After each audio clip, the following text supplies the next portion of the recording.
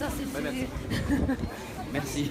On est là pour recevoir aussi quand on est maire les compliments, les critiques, on répond aux demandes aussi, ça fait partie de votre rôle. On prend tout et on essaie surtout de faire avancer les choses dans le bon sens, quels que soient les avis et la tonalité de ce qu'on nous dit. Pour revenir à votre vie plus personnelle entre guillemets, quand vous avez votre liste de courses, est-ce que c'est vous qui ensuite faites la cuisine à la maison, monsieur le maire? Révélation sur France Bleu. Pas très souvent.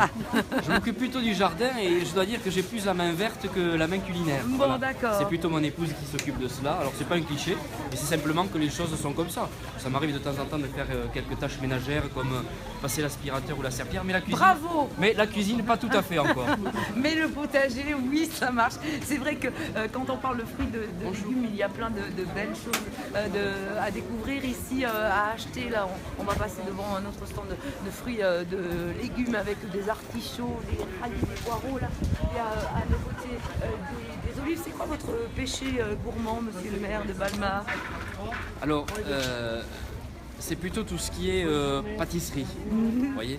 Je vois, oui. Les bons gâteaux, les crêpes, les oreillettes, des choses comme ça. Voilà. Bon, alors il y a le boulanger là, chez Yo-Yo. Hein, C'est là aussi. C'est du véritable parfait. il y a des croissants, des pains au raisin pour vous qui aimez les sucreries, monsieur le maire. Donnez-moi envie de venir m'installer à Balma. À part vos beaux yeux, parce que monsieur le maire, je le dis, hein, Vincent Terrail, ça a de très beaux yeux. Mais à part ça, C'est très gênant, merci. Non, à part ça, la ville est extraordinaire en ce sens qu'elle est à la fois située aux portes de Toulouse, et donc nous sommes à 10 minutes du Capitole, et nous sommes aussi aux portes du Lauragais, c'est-à-dire que nous avons ici la qualité de l'un et de l'autre. Nous sommes une ville verte, dans laquelle il y a bien sûr de très nombreux services. Nous sommes en train d'en développer plusieurs. Vous avez pu apercevoir la navette senior garée à proximité du marché. Voilà, c'est un des derniers services que nous avons mis en place. et on va en parler dans la prochaine demi-heure d'ailleurs, hein, de cette navette senior. Très bien. Et donc, notre ville est une ville équilibrée qui est à la fois la ville à la campagne. Et c'est cet aspect-là que nous nous efforçons de maintenir, de conserver. Nous nous battons pour que ce cadre de vie, cette qualité de vie soit maintenue. Et je dois dire que c'est aujourd'hui un atout qui est inégalé et aucune autre ville ne ressemble à Balma. Donc nous avons la proximité du métro également qui permet une desserte d'un grand nombre de quartiers toulousains. Bref, notre ville est idéalement située, c'est pour ça que je vous invite à venir y résider.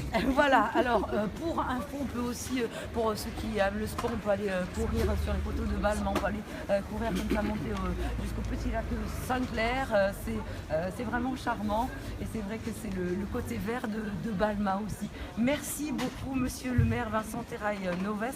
On va parler de la culture à Balma aussi tout à l'heure à 11h30. Merci, monsieur le maire, bon marché. Merci à vous, bonne journée. 26, s'il vous plaît.